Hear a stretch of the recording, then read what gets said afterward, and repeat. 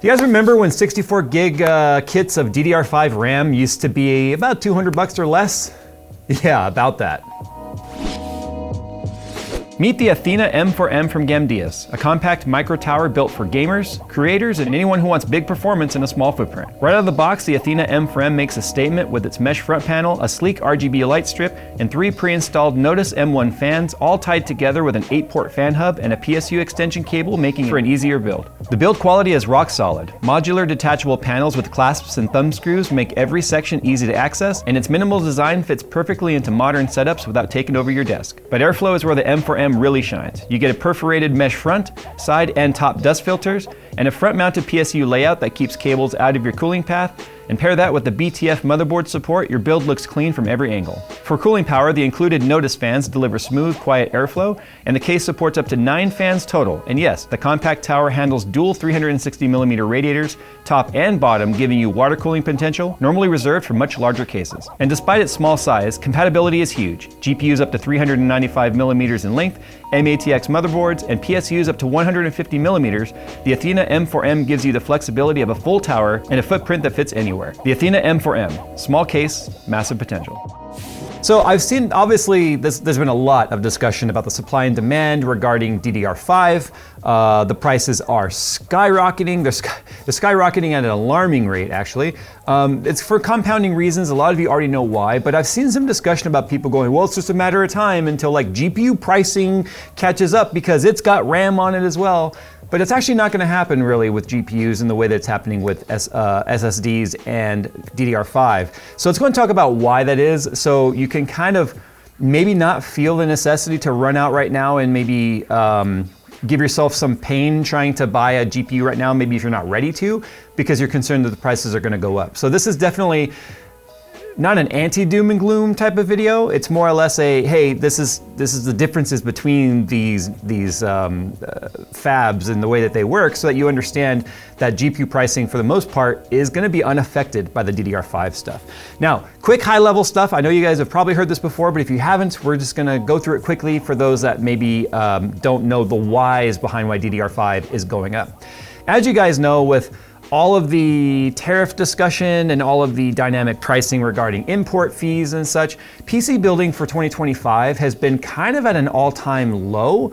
I guess you wouldn't think that if you go to a Micro Center, but then again, Micro Center is definitely mecca. It is a totally an edge case when it comes to trying to gauge whether or not people are buying or building computers. You go to a specific PC and electronics store, it's going to look very, very much like things are great, but that's not the overall census, right? With inflation, cost of living going up over the last several years, even post-COVID, so many things compounded into around 2024 to where a lot of the fabs, there's 3 major fabs when it comes to RAM manufacturing, whether we're talking about DDR4 or 5, or we're talking GDDR for graphics cards or other types of RAM for different types of components or electronics. But there's 3 major manufacturers, that's Samsung, SK Hynix, and Micron. All 3 of them noticed that they were sitting on supply. There was tons of supply. It wasn't getting eaten up nearly as quickly. I guess we have to go back even a little bit farther. Do y'all remember the shortages during the human malware outbreak, right? One of the things that there was a major shortage on during all of that to get things up and running from every genre you can think of, whether it be automotive, electronics, microwaves, refrigerators, it didn't matter, was chips for computers or processors or SoCs, or memory. Those 2 things were very much in high demand and low supply because of obviously the way things went down. Now, these manufacturers really ramped up manufacturing over the last few years, and then it kind of compounded with the slowdown of the actual demand when it comes to PCs, whether it be desktop PCs for gamers or work PCs or even servers at that point. So what these manufacturers did naturally is start to slow down manufacturing, because if they're sitting on product, that's waste, that's wasted fab, that's wasted wafers, and it drives the price down. There's a very fine balance to what the pain that the industry can withstand in terms of consumers, and then the pricing that they're going to set that at, right? So consumers kind of determine where the price tends to land. They could charge $1 million for it, no one's gonna buy it, it'll just sit there, and of course that's bad business.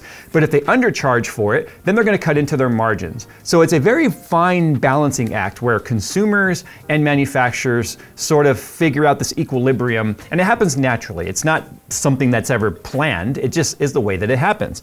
And things that can affect that are cost of living, wages, all of that can determine where these products tend to land. So Samsung, SK Hynix, and Micron started sitting on a mountain of product because it started moving a lot slower. So they started to slow down production. Right? There's this constant adjustment of the type of output they're going to do to keep that equilibrium balance in check.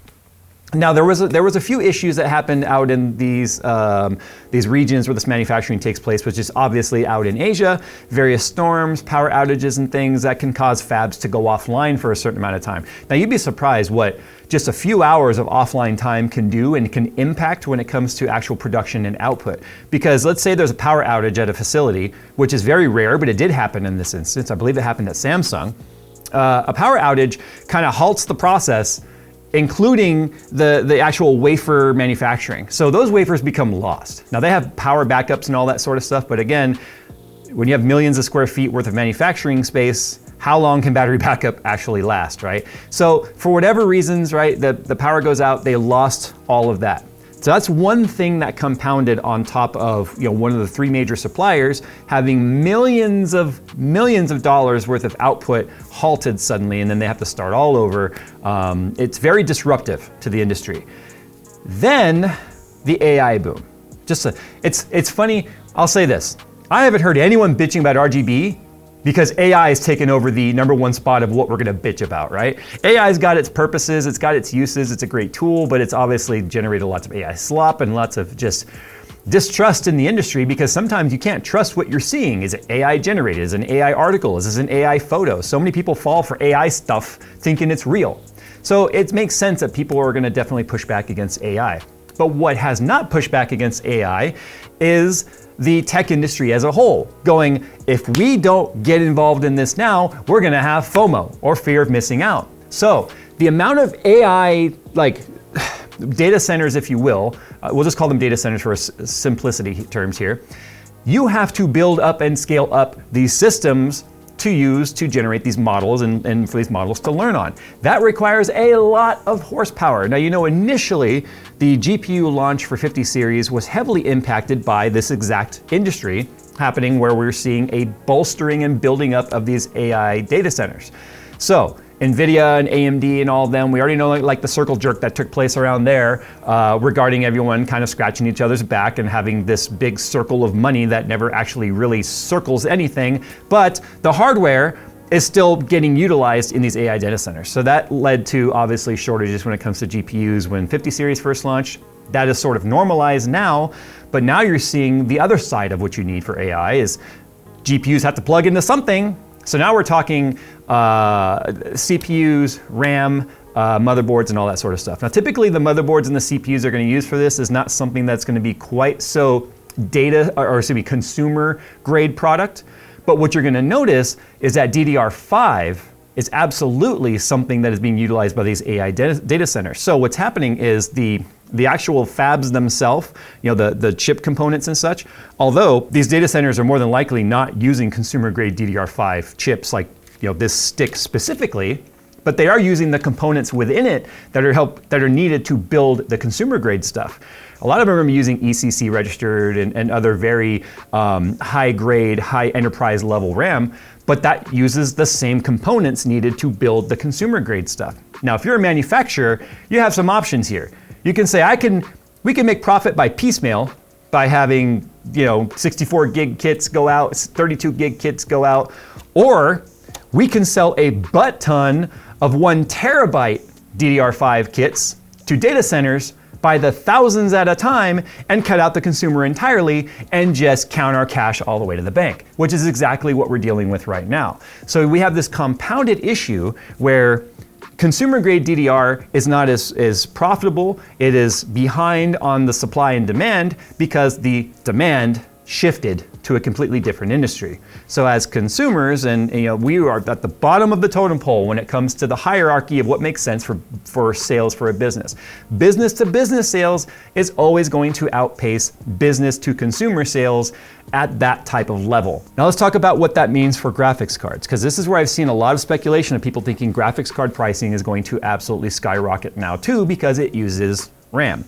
The type of RAM it uses is completely different.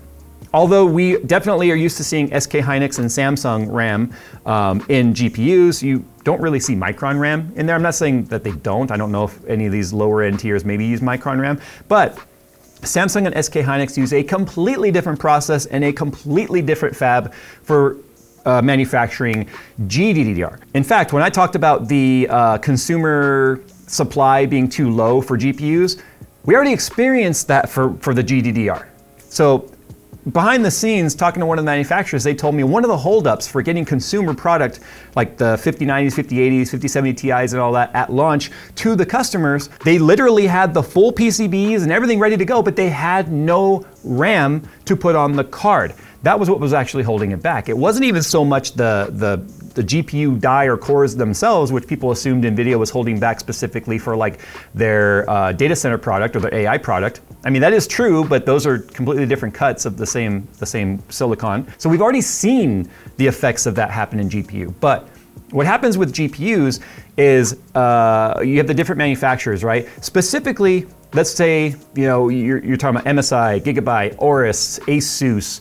The NVIDIA Founders Edition cards are not made by NVIDIA, they're made by another company for NVIDIA. But all of these companies have contracted, predetermined, locked pricing on BOM, which stands for Bill of Materials. So with those prices being locked down, it's one of the reasons why you've never seen GPU pricing at the MSRP level go up over time due to supply and demand. You've always seen it start high and then come down over time, because as a person buys a graphics card, if they're gonna have an upgrade cycle of maybe every 4 to 5 years or greater, once that guy has his card, he's not impacting the supply and demand chain until 4 or 5 years from that moment, right? So we've seen, obviously, over 2025 now, we're going on to a year since the 50 series launched, the supply has gone up and the demand has gone down. Supply can go up because there's no longer that demand on the AI enterprise side for the GDDR. You're seeing that now make its way to the consumer product, which means they can make more of it now.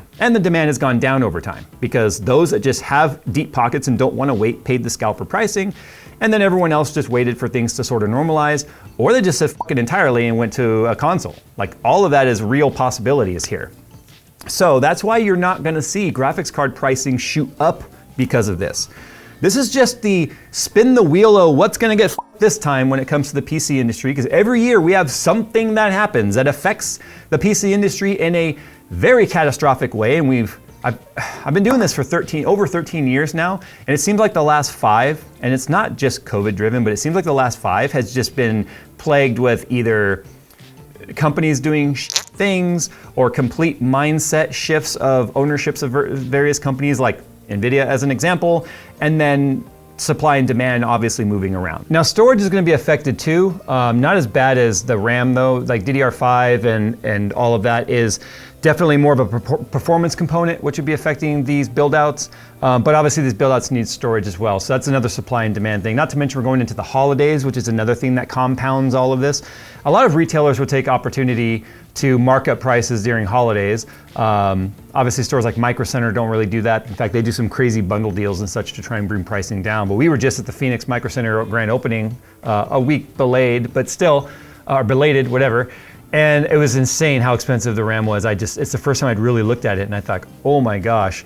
But when it comes to GPU pricing and stuff, we'll get back to that again, how it's a completely different fab. The type of RAM that the AI cards are using that's actually very, very important is HBM, or high bandwidth memory. So that is like I said, totally different ball game than what's on your consumer grade GPUs and such. GPUs could still potentially be affected though by supply and demand, not at a manufacturing level, but just from a more independent small build outs of small AI developers or AI model developers that are using desktop discrete graphics for their models, but anything that has high amount of RAM in it. So Obviously 4090s with the 24 gigs of RAM, 5090s with 32 gigs of RAM, those are cards that are going to be a lot more desirable than say anything with 16 gigabytes or less, because it's just how much of the model can you fit into memory, which is the most important thing. But I just thought it was important to kind of do this video, one, because everyone's talking about it, which means it's obviously a hot topic, but two, like I said, I've seen some of the concerns that GPU pricing was soon to follow, and I really don't think that's going to be the case. Often I'm the guy that's like, hey, you should go out and buy something before it gets, becomes too late and too expensive. The only reason GPU pricing or availability might be impacted is just because we're going into the holiday season. That's really about the only reason I could think of. And even then, based on the inventory I see online at Amazon, at Newegg, at even Best Buy, Micro Center, I don't think there's any issues regarding being able to go to a store or an e-tailer and just get the graphics card that you want. So I wouldn't be too concerned about that. All right, guys, well, trust me, we're all as frustrated as you, especially with channels like this one that are all about trying to bring in as many people as possible to the PC space so everyone can start building and enjoying and playing games and learning to program and code and do whatever else. But it's just seeming like the entire universe is against us the last few years. It's like, when will it end? I just want to get back to for me, the glory days of PC was, at least since I've been doing YouTube, it really was like 2016. 2016 when Pascal had just launched, 10 series. You could build an entire crazy gaming rig for under $1,500 that included top tier products. Now you build a mid-range gaming tower and it costs $1,500 plus. All right, thanks for watching, guys. As always, we'll see you in the next one. And hopefully the AI companies will all have simultaneous heart attacks and then we can have everything go back to normal.